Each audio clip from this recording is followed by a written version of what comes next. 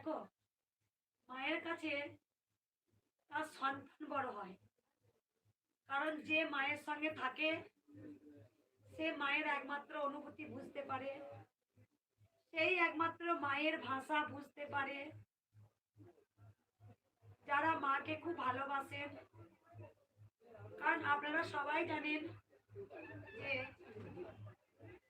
মায়ের বেদিতে ওঠা নিয়ে অনেক কিছুই কটু কথা আমাকে শুনতে হয়েছে। কারণ যারা মাকে শাড়ি পরান, যারা মাকে মালা পরান, তারা কিন্তু মায়ের বেদিটা না উঠলে হয়তো শাড়ি পরাতে পারে।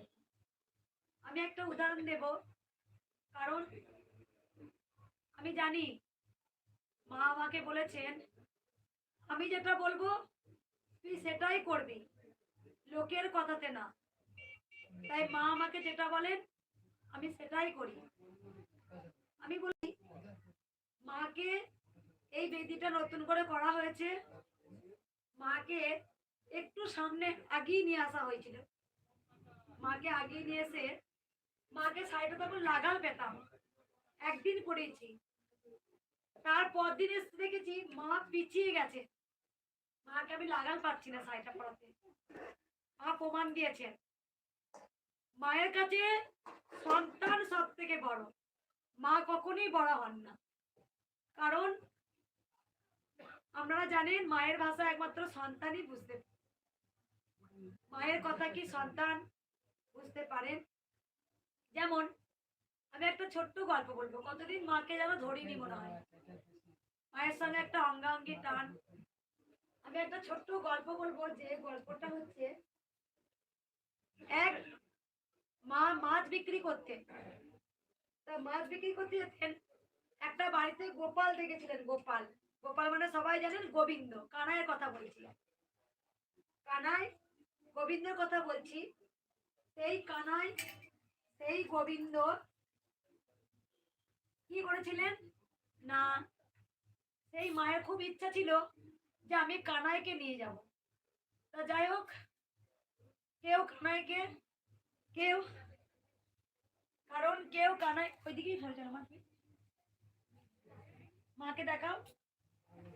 সেই সেই মা, সেই মাছ বিক্রি করেন মা, তার স্বপ্ন ছিল তার একটা কানাইকে নেবেন, গোপালকে নেবেন।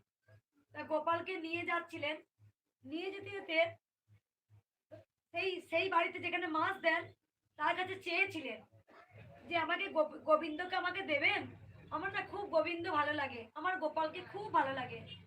তা ওনাদের বাড়িতে একটা পিতলের গোপাল ছিল, পিতলের গোপালটা ওনাকে দিয়েছিলেন, যে চাইছে দিও, গোপাল চাইছে দিও। গোপালটা এনে উনি একটা গোপাল দিয়েছেন। উনি রোজ মাছ বিক্রি করতেন পাড়ায় পাড়ায়। আর তখন না গোপালটাকে ওই মাছের ওপরে পেপার দিতেন।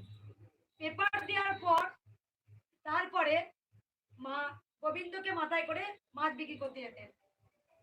দিয়ে সবাই ওকে বলছেন যে আরে তোর এত বড় স্পর্ধা, গোবিন্দকে মাছে আসে নিয়ে যাচ্ছিস, হ্যাঁ তোর যে পাপ হবে, হ্যাঁ তুই গোবিন্দকে এরকম করে নিয়ে যাচ্ছিস মাথায় করে। তাই দেখো, আর তখন ও বলছে সত্যি করেই তো, আমি এরকম করে গোবিন্দকে মাছের মধ্যে এরকম করে নিয়ে যাচ্ছি, সত্যি গোবিন্দ বলে কথা, মাথায় করে এরকম করে নিয়ে যাচ্ছি। দিয়ে একটা কি করে ছোট একটা ব্যাগ কিনলেন। ব্যাগটা কেনার পর গোবিন্দকে ব্যাগের মধ্যে নিয়ে এরকম করে কাঁধে নিয়ে যাচ্ছেন। তখন সেদিন রাত্রেবেলায় ঠিক যেন গোবিন্দ ওনাকে বলছে লোকের কথা শুনবি না আমার কথা শুনবি, বেশ তো আমাকে মাথায় সর্বশ্রেষ্ঠ মাথায় করে আমাকে নিয়ে যাচ্ছিলিস, হ্যাঁ মাথায় করে নিয়ে যাচ্ছিলিস, আমি সব দেখতে দেখতে যাচ্ছিলাম, আর ব্যাগের মধ্যে আমাকে ভরে দিলি। তাই মা আমি যেটা বলবো সেটাই করবে, লোকের কথাতে না। তাই আমি সত্যি করি আমি আমার মতো পুজো করে এসেছি, কারোর মতে না। আমি যেমন করে পুজো করি মা কৃপা করেছেন, আমি তেমন ভাবেই পুজো করব। মায়ের সঙ্গে মেয়ের কি টান মা জানেন। তার কারণ অনেকে অনেক কথা বলেন, যারা কটু কথার মানুষ, যাদের মন পাপে ভরা, তারা পাপ জিনিস সব সময় চোখে দেখে। আর যার মন পবিত্র, সে যাই কিছু দেখবে সে পবিত্রই দেখবে। আর যার মন পাপে ভরা সে শুধু পাপই দেখবে। তাই মা সারদা বলে গেছেন, যে যেমন করবে তুমি তার বিচার করো না, বিচার করার দায়িত্ব হচ্ছে সে।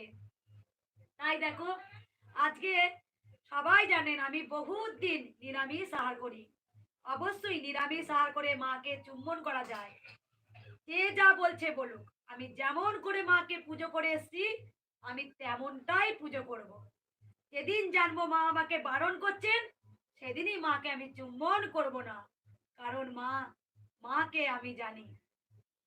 আজকে যেমন অনেক ভক্ত সন্তানের জন্য কাঁদছিলেন, অনেক ভক্ত 14 বছর পর মা হয়েছেন।